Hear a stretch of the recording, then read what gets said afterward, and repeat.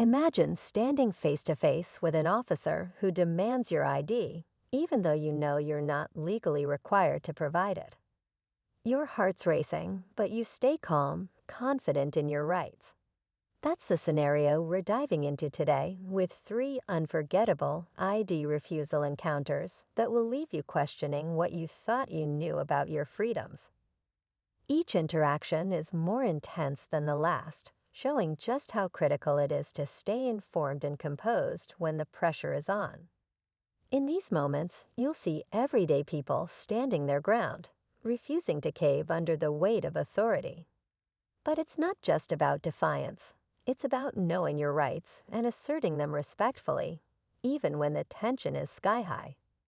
From a quiet roadside stop to a heated confrontation in a public space, these stories reveal the power of knowledge and why it's essential to stay calm under pressure.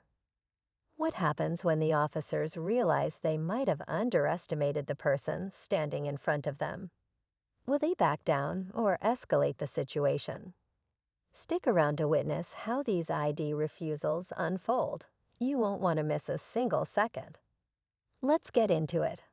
The first encounter takes us to a quiet suburban street, where a man is approached by an officer after simply walking down the sidewalk. The officer insists on seeing ID, claiming it's just standard procedure. But the man knows his rights. He calmly asks, "Am I being detained, or am I free to go?" That one question shifts the tone completely, leaving the officer momentarily caught off guard. You can feel the tension build as the man refuses to hand over his ID, standing firm without raising his voice. What started as a routine stop now feels like a test of wills. The second story raises the stakes even higher. Picture a bustling public park filled with families and joggers. An officer approaches a young woman sitting alone on a bench, claiming she matches the description of someone they're looking for. The woman, clearly nervous but determined, responds with steady resolve. "I haven't done anything wrong, so I don't have to provide ID unless you have reasonable suspicion." The officer hesitates, scanning her face for any sign of weakness. The people around them glance over, sensing something brewing. These moments show how quickly an ordinary day can turn into a standoff of principles. And we're just getting started. The third encounter takes us to a small-town gas station late at night. A young man, tired from a long drive, is filling up his car when 2 officers approach him. They say they're investigating a report of suspicious activity in the area and ask for his ID. He looks at them calmly and replies, "I'd be happy to help, but am I legally required to give it to you right now?" The officers exchange a glance, clearly not expecting the question. One of them tries to press, saying, "It'll be easier for everyone if you just cooperate." But the man holds his ground, politely asking if they have any reasonable suspicion that he's committed a crime. You can see the subtle shift in the officer's demeanor, half authority, half uncertainty. The gas station's fluorescent lights flicker slightly, adding to the unease of the moment. A few bystanders watch from their cars, unsure if they're witnessing a minor inconvenience or something bigger. Meanwhile, each of these stories shares a common thread: how people react when they feel the weight of authority pressing down, and whether their knowledge of their rights is enough to protect them. But what happens when the line between confidence and confrontation starts to blur? Stay with me. This is far from over. As the standoff at the gas station drags on, the tension becomes almost unbearable. The officers begin to raise their voices, trying to assert their authority, but the young man's calm and composed demeanor never wavers. "I'm just trying to understand why you need my ID," he repeats, his voice steady despite the mounting pressure. The seconds tick by, each one more charged than the last. It's almost like a standoff, both sides waiting for the other to make the first move. The surrounding customers glance nervously, unsure whether they should intervene or just watch quietly. The officers start to grow frustrated, muttering about how people don't respect their authority anymore. But it's clear that their frustration is also directed inward. They're not used to someone pushing back like this, especially not with such confidence. One officer pulls out his phone, likely to check if there's any legal justification for continuing the stop. The other stands by, his arms crossed, eyes darting from the man to the others around them. Back at the park, the young woman is also caught in a similar bind. The officer's tone grows sharper, accusing her of being uncooperative. The crowd nearby starts to gather in closer, murmurs rising in the air. She's standing firm, but it feels like the pressure could snap at any moment. The officer steps forward, hand on his belt, his posture tense. Could this escalate? Should she back down or keep pushing? The uncertainty hangs heavy in the air. Just as the young woman in the park braces herself for the officer's next move, a loud voice from the crowd shouts, "What are you doing?" This is harassment. A bystander, a middle-aged man, steps forward, clearly upset by what's happening. The officer turns sharply, his eyes narrowing. For a moment, it looks like things are about to spiral out of control. The tension in the air is palpable as the crowd watches, some pulling out their phones to record. The officer tries to maintain his authority, but the bystander keeps pressing, asking why the woman is being treated like this when she hasn't done anything wrong. His voice is rising, and more people begin to gather, drawn by the escalating scene. It's no longer just between her and the officer. It's now a public spectacle. Back at the gas station, things take an unexpected turn as well. The young man's calmness has caught the attention of another officer who arrives on the scene. But instead of diffusing the situation, he only adds to the chaos.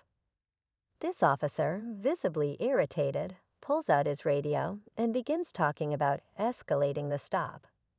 It's clear now that they're not about to back down. The young man's refusal to comply is pushing them into unfamiliar territory, and the tension between them grows thicker. As they discuss their next move, the man's grip on the situation seems to tighten. Could they arrest him for standing up for his rights? Would they risk it? It's a game of nerves now, and both sides are starting to crack. The moment at the gas station reaches a boiling point as the second officer makes his move. He strides toward the young man, his hand reaching for his radio. The tension is unbearable. Just as the officer starts speaking into the mic, the young man takes a deep breath, looks him square in the eye, and says, "I'm not breaking any laws, and I won't give you my ID without a reason." The officers stop, frozen in place for a split second.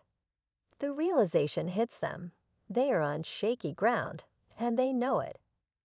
The first officer, his face reddening with frustration, starts to back off. His partner hesitates, glancing at the surrounding witnesses, who are now fully engaged in the situation. The young man's calm demeanor and knowledge of his rights have taken the air out of the officer's attempts to escalate. Across town at the park, the young woman's situation comes to a head. The officer, now visibly annoyed, steps forward with authority, ready to make a move. But before he can act, the bystander who had spoken up earlier takes out his phone and starts filming. "You're not above the law," he says loudly. "She has every right to refuse." The crowd, sensing the injustice, starts murmuring in support. The officer, now under the intense scrutiny of the crowd and the camera, realizes that any move he makes could lead to serious consequences for him. He pauses, then looks at the woman. Without another word, he turns and walks away, his partner following close behind. As the crowd cheers quietly in relief, the young woman exhales deeply, grateful for the support, but also realizing how close things came to spiraling out of control. Just when it seems like both situations are winding down, a final twist rocks everything. The young man at the gas station, still processing the relief of the officers backing off, suddenly notices something: a plainclothes officer watching from a distance. This officer isn't holding a radio or wearing a badge, but something about him feels off. As the young man locks eyes with him, a shiver runs down his spine.